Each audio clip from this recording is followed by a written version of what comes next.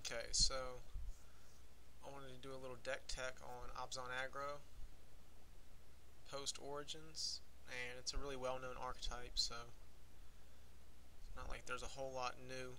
A few new additions and a few reasons for sticking with the deck in the current meta. So, creature-wise, you've got your 4 Wardens, you've got the 4 Rakshasas, 4 Fleecebanes, 2 Herald of Torments, 4 Anafenzas. We'll come back to Anafenza, very important now.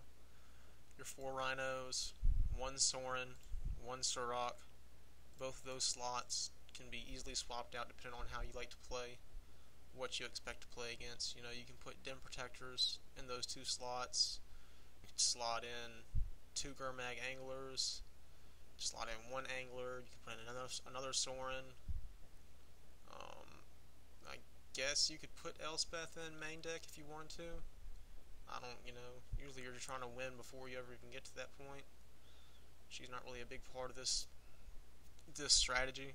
So Surrak is just usually, when Surrak does come down and you've kind of got control of the board by then, hopefully, maybe, with a good Dramoka's command or something like that, he's usually really good and can close the game out fast. Sometimes he's a bad draw, but a lot of times you're usually pretty happy to be able to play him and go ahead and haste, Usually hurts pretty bad. Back to the Herald of Torments, they're pretty much necessary. There's been many games that, Herald is the only thing that would have won with the Bestow ability.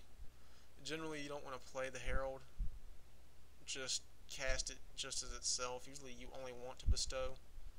It's great to bestow on Anafenza, a Monstrous Fleecebane, a Surrak or a Siege Rhino, something big, or even on a Tassiger. It makes a big creature, usually gets the job done in one swing. Once you bestow it on turn 5, you usually got your opponent down pretty close to that range most of the time. The removal package is 1 Murderous Cut. We've got 4 Dramoka's Command, which is, still just one of the best 2-mana removal spells. It's just a wonderful spell. We've got 3 Heroes Downfall, main deck, which, because of Thopters and all that crap, you can't really play. I mean, you can, but you take a risk if you play Ultimate Price mains and the Valorous Stance type package. But I'm going with the Abzan Charm Heroes Downfall package, which it works out just fine. It's kind of what most people used to do. It shores up your matches in a more broad sense. There's some games where you probably would have won if you would have had the different removal package with the cheaper 2-drop removal, which goes well with your aggro threats. When you start playing 2 or 3 spells a turn in one turn, it's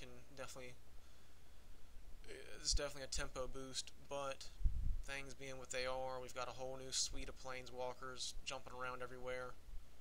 So, even against mono red, they can flip Chandra pretty quick if you're not prepared for it.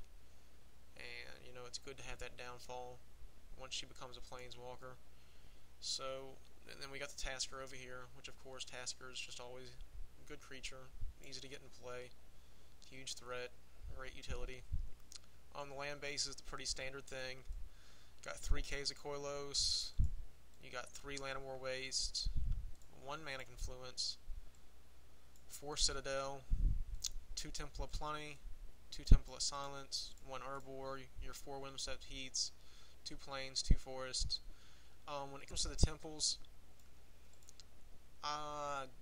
generally, in the paper version, I'm running, I think 2 Temple of Malady, 1 Temple of Silence, 1 Temple of Plenty, and I may go back to that on here, but right now it's been working out fine. It's still pretty balanced, so that's the main deck. You can tweak it a little bit, but back to Anafenza. Anafenza is huge now because of Thopter decks. Like, creatures that have triggers when they die don't go off when Anafenza is on the board. So, You don't have to worry about killing their hangerback walker. It's it 4, that has 4 counters. All he's gonna do is get exiled when he would die because he never goes to the graveyard. So she is huge. That's one of the most important cards. Don't forget Rally the Ancestors. Anafenza is a blowout against that deck.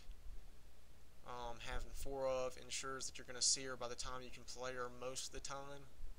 There's very few games where you don't see Anafenza pretty early on, and she's a great threat besides that against any deck. Just being so powerful. Sideboard, pretty simple stuff. Only 2 changes really. You've got your Forethought Seas for control, Nissa for control, Gaia's Revenge for control. Not sure if 2 Gaia's Revenge would be better than a Nissa and Gaia's Revenge combined. Haven't tried that out. Haven't played against a whole lot of control matches. I guess in one sense, if there's a lot of Sultai control, Gaia's Revenge isn't as good. It's still probably going to get a swing in, maybe, unless they hold a Sultai Charm. But that it would just be, it's definitely situational. And of course, she's still really good. She can take over a board really quickly if they can't find a response or don't have one in their deck. We have 2 Self-Inflicted Wound. Use that in mirror matches, obviously. It can be good against Devotion decks because it can help you kill off their Caryatids early on. Destroy their mana base. Try to keep them from getting Whisperwood and Tarka out so early. 1 ultimate price. Situational. If you play against a deck that has enough targets, bring it in for one of your Hero's Downfalls. We've got 4 Drown in Sorrow. Used to play 3, but going up to 4 just to make sure that that pretty much completely ensures a victory against mono red, the Atarka Goblins and all that crap.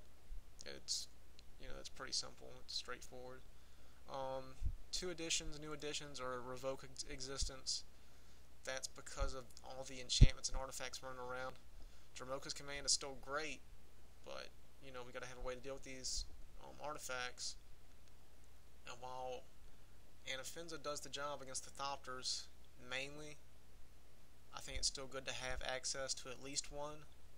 I just stuck 2 in there because I really didn't need to really put any more stuff in the sideboard. I mean, I could. You could stick an Elspeth in the sideboard or whatever, another Sorin, whatever you felt like. Maybe a Duress for control matches. Make your deck a little bit better, because control can be an issue if you run out of gas too fast. They can get ahead on you. So that's the deck. Been performing as you might expect. I don't know what the win ratio is, but it's pretty high on Moto. It does great in paper, and we'll add some more games and see how it does in the new meta.